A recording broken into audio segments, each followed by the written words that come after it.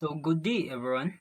So for today's video, I'll be reporting delivery or mastering the art of presentation. Effective delivery is crucial for impactful communication. It transforms a mere speech into a compelling experiences, reinforced by voice and gestures. So we are delivering the presentation. The very important is our voice quality. It attracts the audience and it transforms their ideas so that they can relate what we are presenting. So there are three powers of our voice. So first is pictorial voice. So direct from the chest, natural, resonant, ideal for description, narration, exposition, and entreaty. Next is nasal voice. So passes through the nose, expresses abhorrence, contempt, and derision. And the third is guttural voice. Jarring sound from the throat conveys intense emotions like indications, anger, and challenge. So next are the art of gestures. So gestures are conscious or unconscious body movements that express ideas or accompany words, emphasizing arguments and conveying emotions. So while speech is the verbal manifestation of thought and feeling, gesture is silent but not less eloquent expositor of the same workings of the soul. So when we are delivering a presentation or we are delivering a presentation, the very important is first the voice and second is our gestures.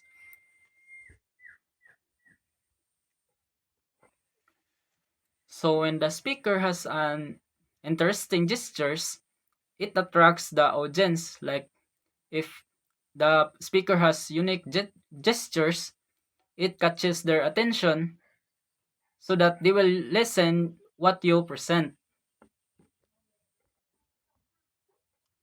So Churchill's impact gestures. In August 1942, Winston Churchill met Joseph Stalin in Moscow to emphasize a point during their World War II conference. Churchill pounded an oaken table so hard that glasses and bottles rattled. Stalin not understand English. Remark before translation, I do not know what you are saying, but by God, I like your sentiments. This illustrates a profound impact of nonverbal communication. So during their conference, si Stalin kay wala man siya kasabot og English, then mo to ang iyang reaction sa gestures ni Churchill kay I like your sentiments bisag si Churchill ato nga time kay nasuko na siya. So kanang murag diri nga time si Stalin kay mura bitawg nawaw mali siya sa gestures ni Churchill. So mo nang importante jud nga makasabot ta usay sa mga gestures sa mga tao or sa ilang mga panglihok-lihok. So next is common gestures on the platform. So example, index. Four-finger gestures to indicate or emphasize a point. Can point up for lofty thoughts or down for base ideas. So kaning index finger is kani bitaw atong tudlo. So muyos man tani no kung natay something i-point out nga object baron or something natay itudloon. Next is supine. Arm extended, palm up, expository and supplicatory, sometimes doubled for earnest entreaty. So kaning supine kay kon biton siya kanang nakahigda ka while ang imuhang nakahigda ka nga straight while ang imuhang kamot kay naka face up or murag naghayang imong kamot ba mura kag nag-rest. Then kaning prone, arm extended, palm down, move gently used to request silence or calm and tumultuous audience. So kabantay mo nang muana ta kanang ingana na to nga gestures kanang muratag mo. So gamito nato ni siya nga gestures para mo express ta og silence or pahilom mo na to ang mga audience ba. Next is clinch, most emphatic firm grip, expression, indication, wrath or intense conviction. So ang kaning clinch kay mura bitaw expressing angry or mura bitaw kag nasuko. So mo na siya pasabot sa clench ka na magkumo ra ka ba mayani. So there are classifying gestures by purpose. So first is locative gestures, used to point out or locate things, often with the speaker's eyes briefly shifting to indicate the scene. And then second is suggestive gestures, suggests ideas or moods like a shrug for dismissal or an open hand for tossing aside objections. Third is empathic gestures, give greater force to ideas such as pounding a fist to emphasize cold, hard facts, essential for spirited speaking. Descriptive gestures, painting with movement. Descriptive gestures aid words in illustrating actions or scenes. For example, a rolling motion of the hand can show how smoke rolled upward.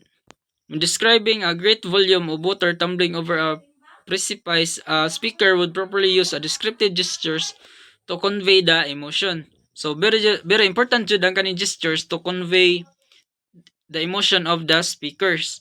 These gestures are often confined in scope, merely starting the audience imagination in the right direction. The speaker's mode, manifestive gestures. Gestures can subtly manifest the speaker's feelings and moods, adding depth to their words. So there are then lang na ito pilagbasa ng example. Then methods of delivery. So number 1, reading a set speech. So there are methods or ways sa pag-deliver. So reading a set speech, delivering content directly from a written script. So mag-deliver kag speech nga nakay copy or nakay gibasa. Then second is delivery from memory. Reciting a speech entirely memorized, often without notes. So mag-memorize ta. Same sa secret. Number 3 is impromptu. Speaking spontaneously with little to no preparation.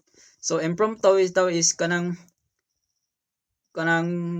delivering a speech on act kanang as in kanang wala kay idea nga mag-speech ka ni directly ra nimo nga nakuha sa imong hunahuna.